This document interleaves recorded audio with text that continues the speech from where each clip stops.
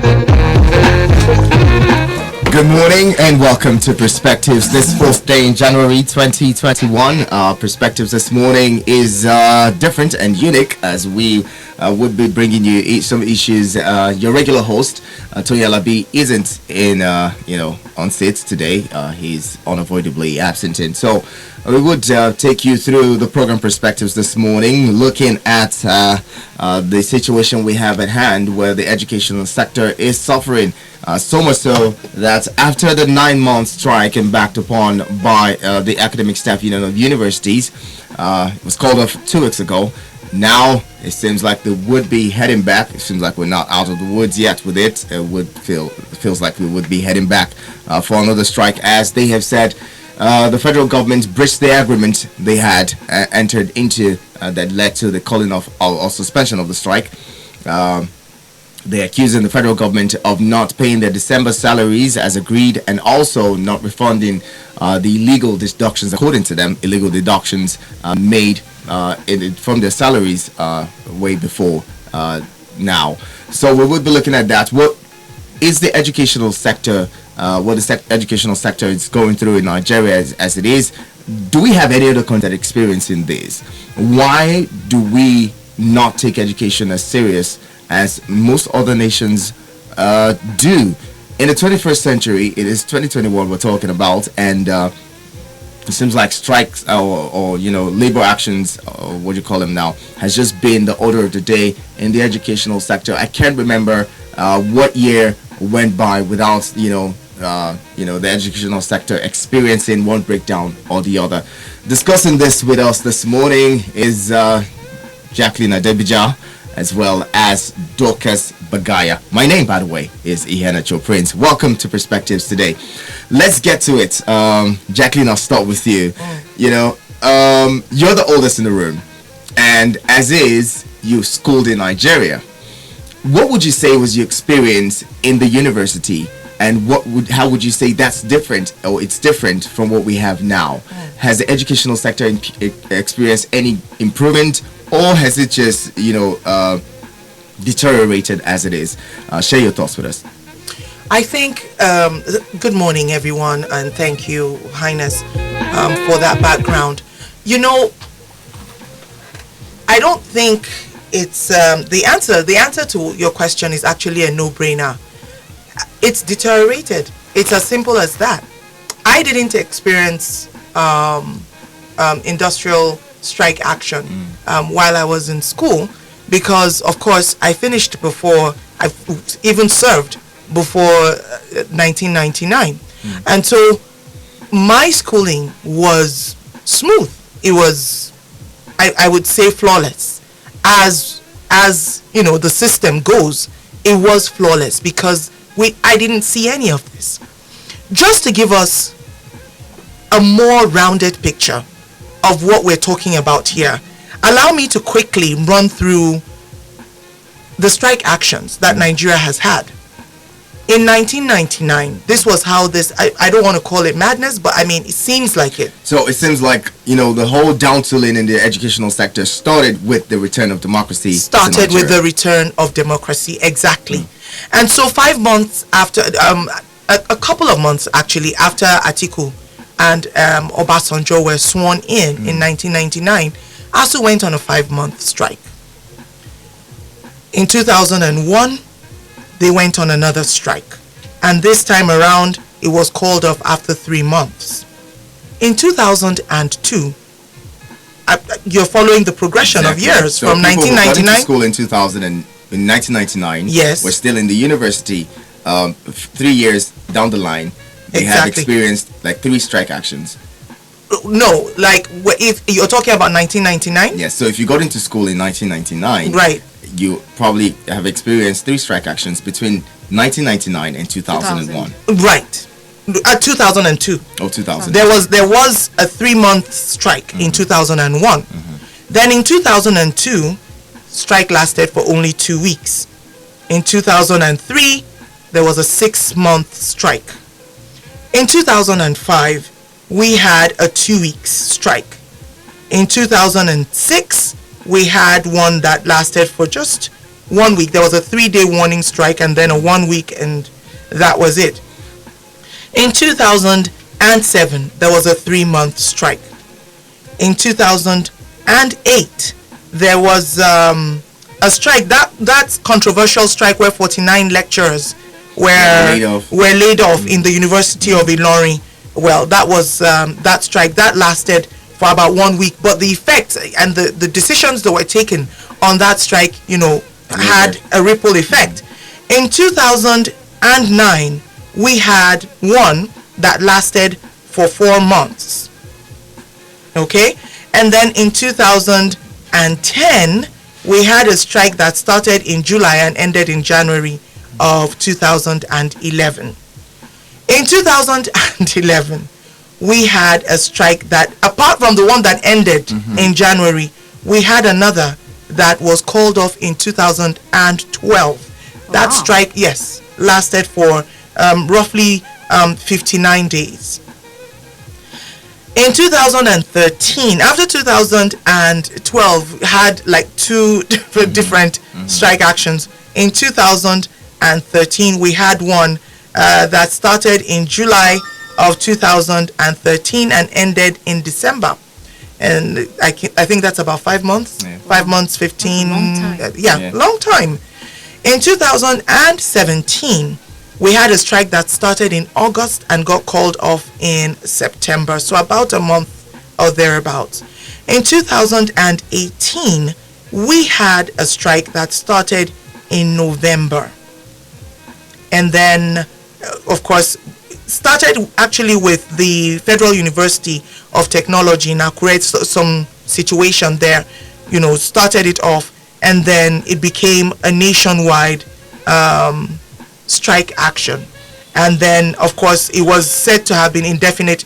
I don't really have the details on when that was called off, but let's just say 2019 was kind of strike free, and then of course 2020 we're heading for a year of strike action, because this is 9 months. They've called it off. Students are not yet back, and then now we're hearing that they're dissatisfied with the way things have progressed, and so therefore there might be another strike action going forward. And so this is a picture of the kind of situation that we have in Nigeria. And when we talk about some of the things that have made other societies great, is their investment in human capital development. Exactly. Some of the major pillars of human capital development, apart from health, would have to focus on education. Education, if you want to destroy a nation, destroy its educational sector. You don't need to throw even one bomb. Just start to chip away at the foundations of its education. What do we have today? You have youth coppers who cannot write or even speak good English. And then you take a look at people who finished what they call San 6 in years past. You hear the kind of grammar that they speak. You see what they write. They write proposals for companies and all that. I mean, I have an uncle who, went through that, and I think he's the best writer I've met. He writes. People contract him to write for them, write proposals for them. His handwriting is one of the most superb handwritings I've seen, and sometimes I look at him and I'm like, this is somebody who didn't go through secondary school as we have it. Now, he is quite better than most. His son is a graduate, right? But the boy cannot compete with his father, who did not see the walls of a secondary school. Isn't that sad? Very. Please, let's talk to you. Now, the people who say, well, education is not just about the public sector. There's the private sector as well. So, the private schools and the public universities, for instance, are there's a bit of what's the word for it now? Gap between what the public schools and what the private schools look like. Some people still have reservations against private, institutions, and saying, oh, they're too expensive. They do not deliver as much as, people just go there and pay monies to skills through. That's contributing as well to having half-baked graduates in Nigeria. How do you see that situation, being someone who has been through the private institution? Well, I can only speak based on my experience, honestly, and well, I haven't learned about a lot of private universities in Nigeria, but for the one that I went to, things were properly put in place. I'm hearing now that there was a lot of industrial action during that time. A lot of strikes were done, but while I was in school, not even for a day was I out of school. The standard was set so high that no matter what happened, you had to study. You had no choice, because when you think of the money that your parents are spending, you have to study. You don't want to have to pay that, because you don't have to pay that all over again. Just to pass a course, because it's not about paying for one course. You have to pay for an entire term. So it was, and the instructors that we had in the school were people of really high standard, globally recognized globally, to be honest. So I think in a certain way, some private schools have there's an advantage to it, and then some there are none, because you find out that there are some private universities that the environment sort of looks good, and there's a perception that there will be no there will be no setbacks and whatnot. But then you realize that a lot of people also go to school, like you mentioned, and still come out as private schools, and still come out and have nothing to show for it. We're talking private schools now during the pandemic. I believe every private university or tertiary institution or schools should be able to have classes online. They actually did. They did. They actually graduated the students. I tell you, I don't know, well, not all of them, but I do know that several took their classes online. We had an intern who came here during the lockdown and had to go back to do she took the studies online, took the tests and exams online, and today she's a graduate. She went to do her matriculation, convocation right after the lockdowns. And I mean, people graduated, but the federal universities have suffered a lot of setback. Now let's look at the budgetary allocations for education. The United Nations recommends 26% of the annual budget of every country allocated for education. 26%. And for, I think the most that we've seen is about 7-8% in Nigeria over the past 2 decades.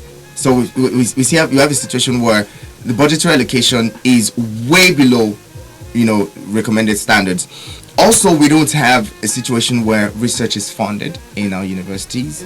That's one aspect. Now, people who go abroad go there and study, or go to private universities, and they have certain funds reserved for research. So if you're working on something, or you're probably writing a thesis or trying to research on something that develops the nation, you have monies allocated for that to ease that research. Now, universities over time in Nigeria have canvassed for those allocations, research money.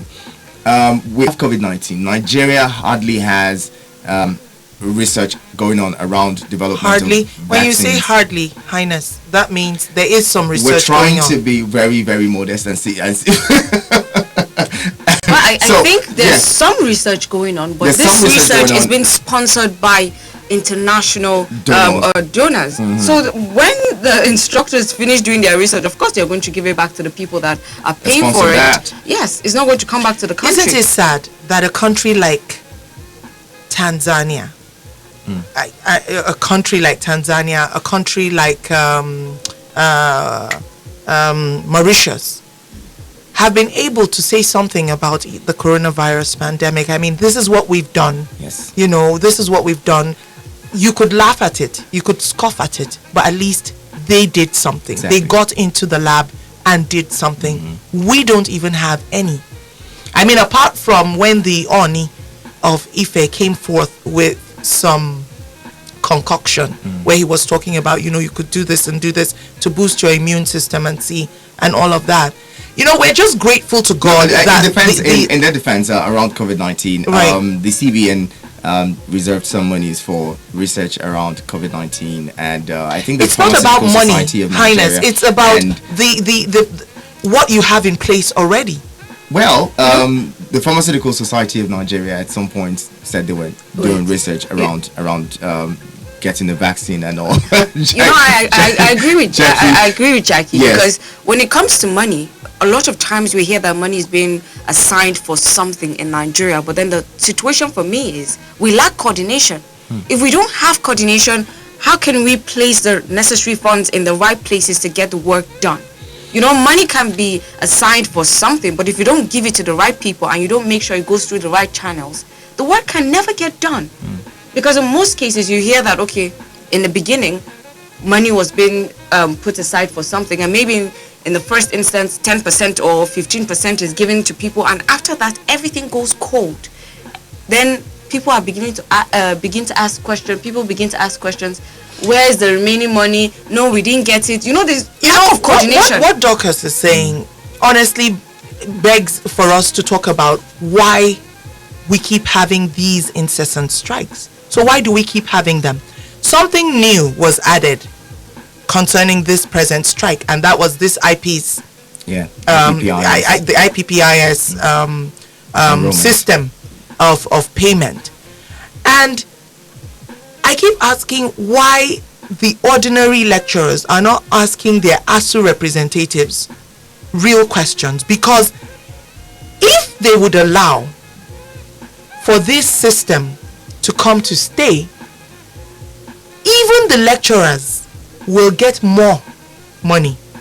This is what a lot of people are not talking about. It's an ongoing conversation, and I would like to challenge any ASU representative in Kaduna State to come and make their positions known, because this is something that I've had conversations with people about. It is because of greed. I'm telling you, it is greed, and I stand to be corrected, and I challenge ASU to come. Let's have this conversation. It's greed, pure and simple. The reason being that a lot of the money that is supposed to get to the ordinary lecturer actually gets hung. Like the normal Nigerian situation. You go to the police station, you want to transport a criminal. They tell you to either, give money for petrol, or you transport the criminal yourself. It's not like federal government hasn't provided. And this is plus what the state government also provides. And so it is the pure Nigerian situation. Money gets stuck. No, hold on, Highness. This is, like I said, I challenge ASU in Kaduna State to come and let's have this conversation, because it's something that I have had in-depth conversation with people about. It's greed, because the ordinary lecturer does not get exactly what is due them, because there is a specific number of students you're supposed to teach. For every excess, every extra on that, lecturers are supposed to have something. It's not that federal government has not been paying this since. Where's the money? But one of the demands by ASU is that the allowances due them has not been coming through. And if that's but is that true? That's what I'm saying. Is that true? If that's the position, if it's not true, I think that the federal government would have refuted that and said, we have been paying these allowances. How come they haven't gotten to the people? But that's where the lack of coordination comes from. Lack of coordination, because even the federal government does not. It has. Our minister really sat down to understand what is going on, because I know that there are some members of management in some universities, especially here in Kaduna. In fact, I heard one slumped and died when he heard that he was going to be, investigated about, there was going to be an investigation about this. Apart from the monies that are due, Highness, another thing is this issue of lecturers leaving their schools to go and teach somewhere else. So you're receiving pay here, and then you're receiving pay there. And I hear it is legal. According to the civil service, I had that conversation. The civil service rule, you're not supposed to have two jobs, especially when you're working. No, even amongst lecturers, it's actually because when you think about the wealth of knowledge, how many professors do you have in some fields? You find out that yes, you might want to share that knowledge, but there is a limit to what you can do, and your pay actually reduces. say for instance, this is your consultant when you're lecturer. consulting, yes, you go 50%. You go to another place, it goes to 30%. But that isn't what we have. That isn't what we have. What we have is people receiving even more. I was having this conversation the other day and I said some professors, some lecturers give more. They research more when they're going to teach students in private universities because they know that those private universities management will not take. Do you know that private schools, we have students evaluating lecturers? Of course, Yes. absolutely. Yes. Of course. Okay, so students who are online every day, you cannot afford to take the same old thing that you have been teaching in public universities to students in private schools. So and what's so the you way find them out? giving more. Do we have a public private partnership for education, let's say concession some of the universities and then have the private sector come in to run them? Because it seems like the private sector is doing more when it comes to education. The private Sincerely, universities may that be is doing part more. of, if the federal government had, if I had the ears of the federal government, I was going, honestly, one of my suggestions is this. We have been able to privatize electricity. We've been able to privatize some stuff. But we see what we're going through with that. Well, let's just say that for me, I feel we didn't have enough competition. It was like you don't do privatization and then give them to behemoths, give them to one person. In Kaduna State, we should have up to 3-4 providers, Yes. electricity providers. Yes, because that is where the competition comes in. Remember, we were paying per minute until Glow came in. Yeah. It was Glow that broke that, pay per minute thing for cellular, our network price tariff. Okay, and I dare say that if tomorrow, and this is why you find that a lot of people who have come with cable TV projects in Nigeria, they've had their projects frustrated because I feel like DSTV understands exactly what is Yes. going to happen Yes. if we have more of those kind of people. Yes. Because DSTV, whether you use your decoder or you do not use it, It's your too money late. expires at the end of the month. It's wrong. It's not done anywhere else. It's not done anywhere else. It's cutthroat. But we have a government that isn't looking at all of those things. These are things that we should look at. We're being cheated. Nigeria has a lot to offer the world. Our population alone should bring us money. And so why not privatize the universities? I know a lot of people are going to say, oh, the price of universities are going to go up. But here's the thing. It will not go that high up like you think. But you will get quality for what, the money you are going to push in. That's one. Two, the fees for private universities will crash. Right now, have the least I've seen is 1.7 per semester for private universities. It goes as high as per semester. per semester. Per semester. Yes. Whoa, that's a lot. Yes. Because per session we're talking 2.4. 3. In fact, there's a particular university that, because I got frustrated. I mean, we were overjoyous when my son got into a federal university because we felt it was one of the old federal universities and but this strike action, and I'm like, people who got into school after my son got his admission are going into 200 level. What are we going to do? And so we started doing research. There's this particular one where it is 2.4. If you are going to stay on campus, we're talking about 3.7 or something, almost 4 million in Nigeria. Okay?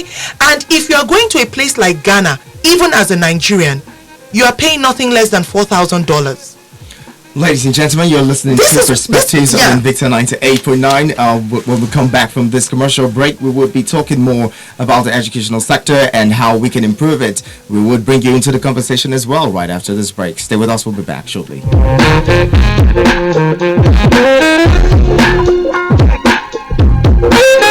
Invicta FM.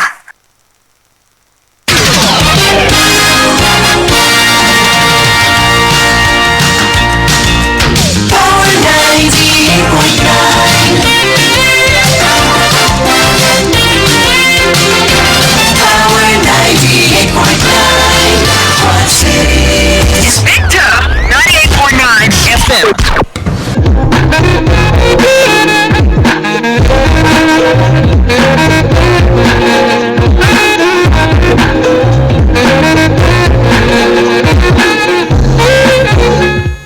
back to Perspectives on Invicta 98.9. We have been talking what's going on in the educational sector in Nigeria. The ASU is about to maybe go in for another round of down-tooling again, as we see it in the newspapers being reported. We're also looking at the rots, the kind of educational sector that we have. What's the hope for the common man if the private universities seem like the only way out to have quality education in Nigeria? Even the private universities, how much quality do we get? We're talking about all of these and how we can work around this to ensure that our students get back to school. And Jackie, I like something that you said. You threw the challenge to ASU Kaduna chapter, and I'm hoping that somebody would take the right to reply and respond to that.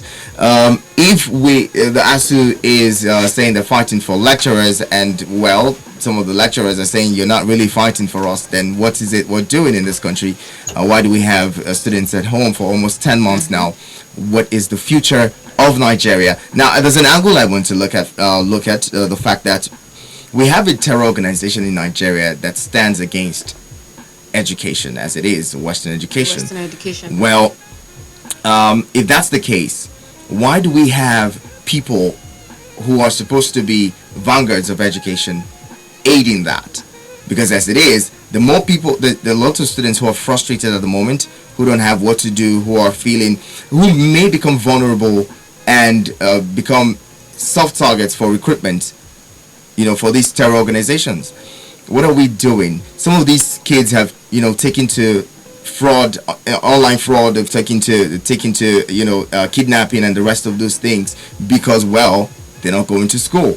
How do we change this? How do we get to a point where people in authority are beginning to see reasons why all of these industrial actions every now and then should be something of the past?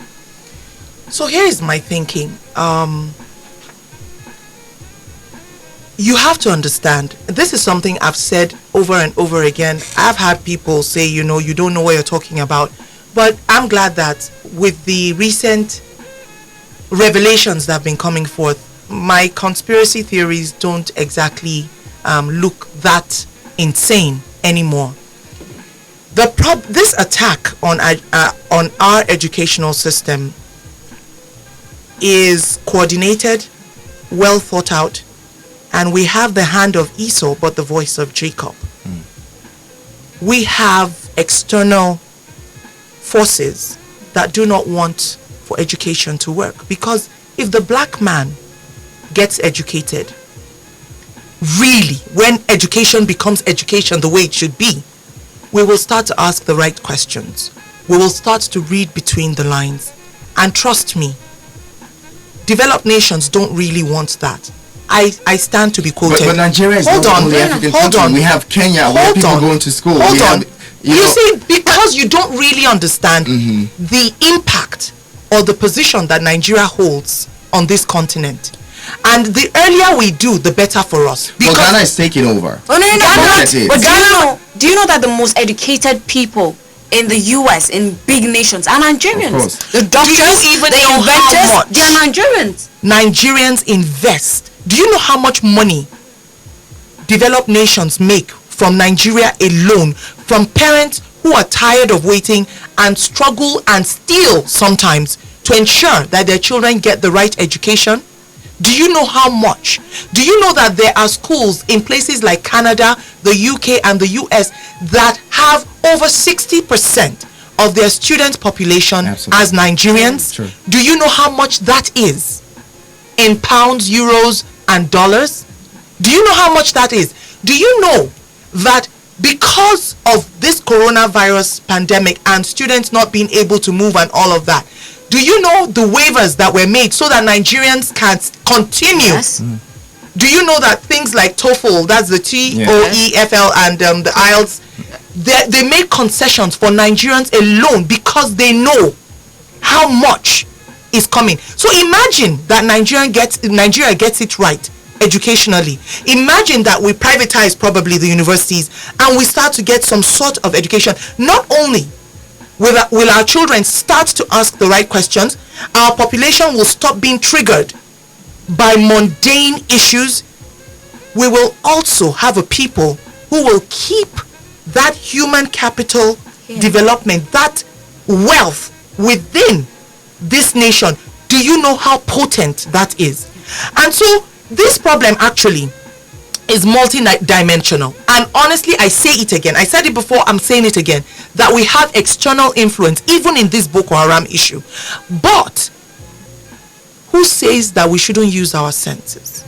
Why do we not have a few people who see this picture, who understand what is going on, to please speak up and let us start to pick up these broken pieces so that we can move forward as a nation? Who says we can use our senses? Big question there. Well, this brings up the question of if an individual can change an institution or the institution can change the individual. If a few come up, can the institution actually be changed? Because this is an institution that is in somewhat way broken. So all it takes is willpower. Well, all it takes is for us to be willing. And when I say us, I'm talking about those our lawmakers. I've not heard anybody since this ASU strike. Okay, lecturers, you're asking for money. Senators are ready to reduce. So we're ready to forgo this allowance so that you can have this. So let's meet each other halfway. Can you go back to the classes and then start to have these conversations and then start to call the private sector? Call them in, put them on the table. What can we do? Can you bring the Manufacturing Association of Nigeria? Can you bring your wealth of knowledge to our engineering department? And because of that, we can do this for the manufacturing sector. If there's a certain amount of money that maybe when you're importing some of these things, we can do a waiver for you for having practicals within our university. This thing is not rocket science. We can actually sit down and bring up our own solutions, but it is the willpower that is non-existent. I want to ask a question. Do you think the Nigerian system, not just the educational system, when it comes to health and other things, do you think it will work better if it is not privatized, but then if it functions like a privatized, like private businesses? Imagine let's say the way a school, a vice, they call them vice chancellors, yes. If they are as accountable as a university president is to the owner. Because, in most cases, I think one of the reasons why we have this lack of coordination is because there's no real person that, they're accountable to. Streams just come in, whether you do your job or not, money comes in. Right. But if you know that at the end of the day, imagine if you're the head of a hospital and things are not functioning very well, the owner is not going to pay you. So if we're talking about federal universities, Dockers, then who does the vice chancellor report to? You have to think about the size of that bureaucratic process. So the vice chancellor reports to whom? That is where this privatization comes in now. But if we have bodies that start to oversee, but they are commissioners of education. How many universities or parastatals do we have in a state that one commissioner cannot handle? Or the bodies of educational institutions that we have? Because in Nigeria, we have so many. You drive down the street and you see fund for education, parastatal for education. You will see so many buildings with names on it and no chairs. For education and nothing. With nothing. They're not functional. You don't. These are the kind of questions we should be asking. How can we do it better? What does the Ministry of Education actually do? We have How can we do it better? Yes, for that. But then, but in a way, I feel like the federal universities don't fall under the state's purview. Okay, right. So this might be one of the reasons why the Commissioner of Education, for instance, in a place like Kaduna State, might not have the Vice Chancellor of Ahmadu Bello University beholding or reporting. But if we have a Minister of Education here, there are directors under him and other assistants under him. Why can't different universities from different states be under those people? Sometimes you go to ministries and someone hasn't been to work for a month. How's the work getting done? There's a lot of questions there. Jackie pointed out something. We have educational tourism, we have health tourism, we have tourism in every aspect, and we're generating revenues for these countries, for other countries. Right. And we're not doing that. We're not doing that here. We don't have people coming into these countries to, even do regular tourism in Nigeria. That's one aspect. Now, let's look at the fact that we're saying education is becoming more expensive now because, it feels like to get quality education is to go to the private universities or, private schools. and looking at how much you have to pay, how many people can have 3 children and afford to put them in private schools as it is? What are we talking about? Population and the control of that. And that's why I'm talking about, bringing the private sector into our public, especially the federal public universities. Let's put them there. Look, Highness, if it's going to be about 100,000, we have NHIS. It's catching on. We can start, even abroad, you have student loans. Do you understand? There is a system where students can actually take loans, go to school, when you start to work, pay the federal government off. Okay? Education, it being free at that level or close to free is now a pipe dream in the world where we live. Okay? But if we can get private sector, let's privatize our public universities and maybe like 150,000 per session, it's still a far cry look at from it, if 1 point something million. If the local councils could get proper allocations and proper fundings, what stops a local council, for instance, from having a community university? With the size with our population, it's going to be difficult, Highness, for us to continue to say that students going to public schools should pay nothing more than maybe 50k, 80k. It's not doable. It's not tenable. It's not. Jackie, I see people are itching to join this conversation. Okay. The lines are open now. 081 40,000 989.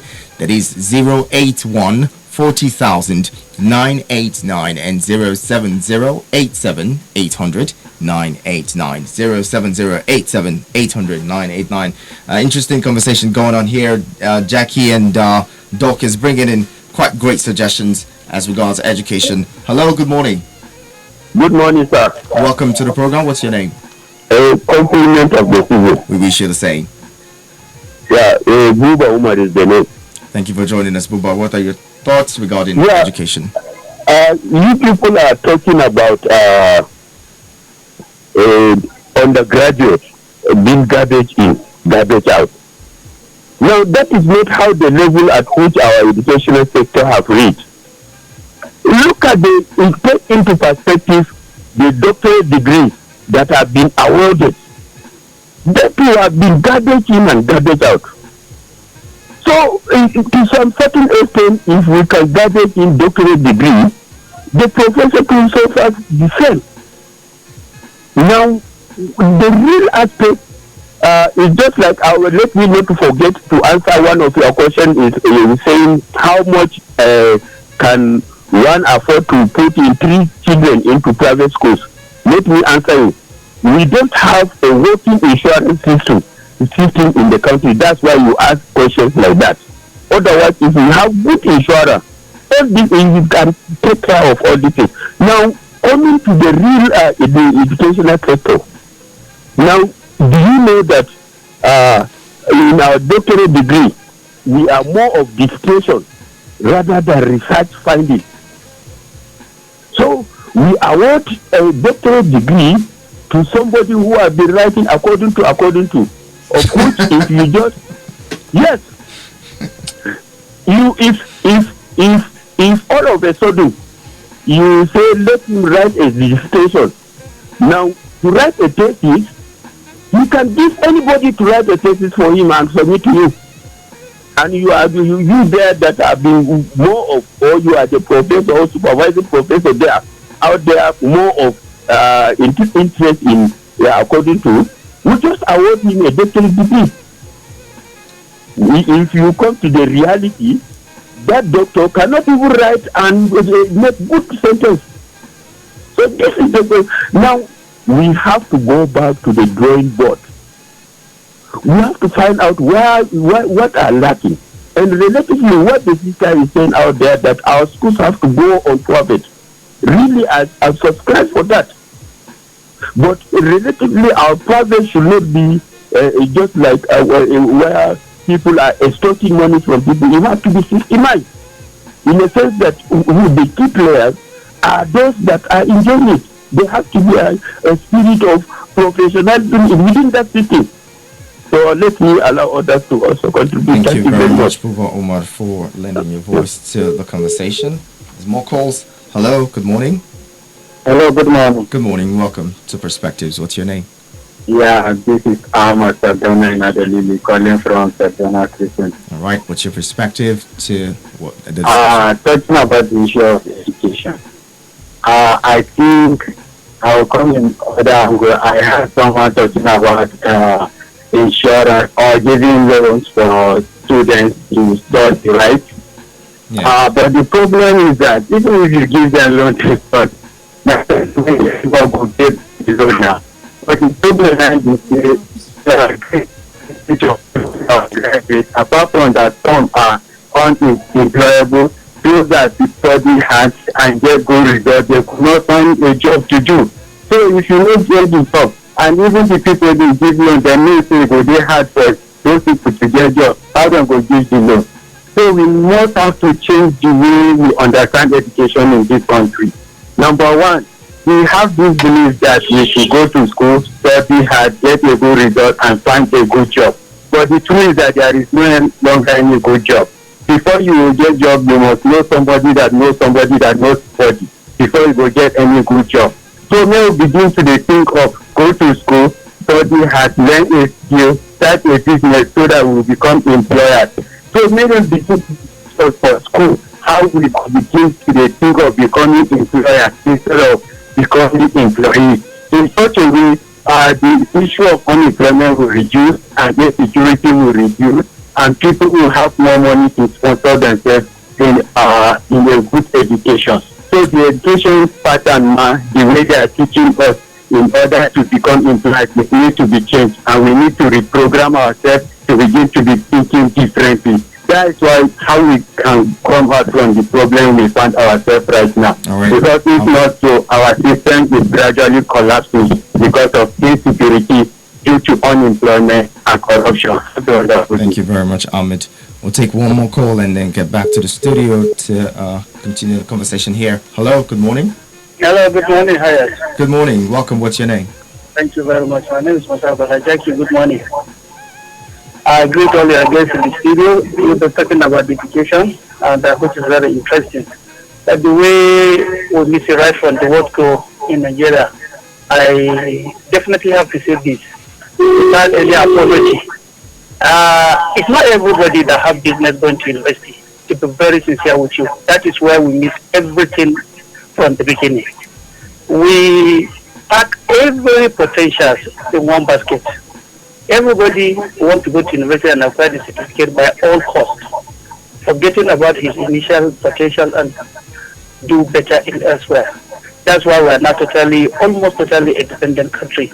And it will take us a long time before we get it right. I will give you one practical example. I have a boy that has not been to primary school that I train him in what I call building of the old chick. He's now a consultant. People queue to call him on contract basis to come and build the old chicken for him. And he collects a sum of money that many graduates are not collecting. I'm just giving you one small area or an example where we miss practical education in Nigeria. So until the day we realize our focus and understand that, look, life is not all about acquiring certificate. It's not all about theory, but it's about what you can do. In this 2020, the Chinese government had to convert 600 university polytechnics, meaning that they want people to produce. They don't want people to present certificate. So I'm calling on Nigerians to please let us identify our potential, put it right, and we'll get the right thing done. And the government too must ensure that the focus on education is a functional education, not a theoretical education. And let us forget about this issue of getting things free. It's another disease that is really killing our nation. Good morning. Thank you, Mustafa, for lending your voice as well. Dorcas, you want to respond to any of those? What I want to say is education is very important. You know, we talk about the fact that, yes, now a lot of times people would prefer if you had a skill than presenting your certificate. But also, let's not forget that in this same foreign countries, people who have skill, they enhance their skill by going to school. They have majors now concerning woodwork. This same poultry you're talking about, as in agriculture. This young man that Musa Bala trained, I believe, can still go to school and further his knowledge on the work when it comes to poultry business, which will even help him to move from a local businessman to a national businessman, then hopefully to an international and global businessman someday. That is the point. That's what education does. They nurture that skill that you have acquired and push it further and show you how you can enlarge yourself as a business individual and, think for yourself, learn more about the business than you know locally or than you've learned locally. So we shouldn't just, if education improves now, right? And we get to have majors, because now you hear that you go to universities in Nigeria and they have mass comm. Why just mass comm? Why isn't there photography underneath it? Why isn't there, theater? No, they've actually, I think they've broken it. Okay, they've broken it. But why did it take this long? Right. Imagine if the system was better a while back. Would have had all of this. Today, photographers are making a huge sum of money that people at Central Bank are making in a day. So you can imagine if we had this all the way back then, things would have been better. This skill that you're talking about that this young man acquired, he can improve it by going to school. So why not go to school? Quickly, let me just add to what Doka said. Totally agree with what she said. And I would say one further that, look, we have universities. Outside this country, there are ways in which you ensure that whoever, it is, whatever your area of specialization, that you go through some places that will authenticate who you are. And in so doing, you strengthen other institutions too. For instance, this person that Musa Bala was talking about, receive a certificate from, say, maybe the whatever association of Nigeria. There's a certain, like the ICANN. There's an exam. Professional bodies. If it's theater arts, you'll go through, say maybe you do 1 year in Nollywood. There's structured schools and all of that. It will help us. And like you mentioned, the license granting institutions where you can go there before you practice. You have to get a license, maybe as a farmer before you practice. Proper and you don't have to go through university in quote, because what Buba Umar too said is true. We actually have a lot of garbage coming out at different levels, not just at undergraduate level. It is true. Okay, and what Musa Bala said about not everyone is meant for school, totally true. The likes of Bill Gates, but at least let us ensure that the small school that you will go to for that period, the foundation is strong. And what we're seeing is the whole system, the whole thing is, at this time, it's crashed already. But we can do something about it. And so here is hoping that the right people stand up to do the right thing, like yesterday, because it's already almost too late. But they say it's never too late to start. Let's start today. Let's start something. To ASU, the challenge is still open. If we have ASU in Kaduna State listening, the doors of Invicta are open, because we've heard a lot, and frankly, it doesn't paint ASU in a good light at all.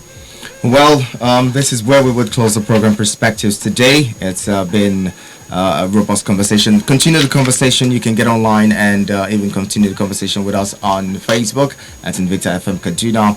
We want to have your thoughts. Let's keep the conversation going. Education is really important in our country, and we can forward that. We continue to talk like this and provide solutions. Who knows? Somebody may be listening and implement. My name is Ihana Choprince. The conversation has gone on with Jacqueline Adevija and Dorcas Bagaya. We'll come back tomorrow with Perspectives. Hopefully, Toyana B will be here, but if not, we'll be back to talk some more. Stay with us on the Victoria Standard Live in Victor 98.9.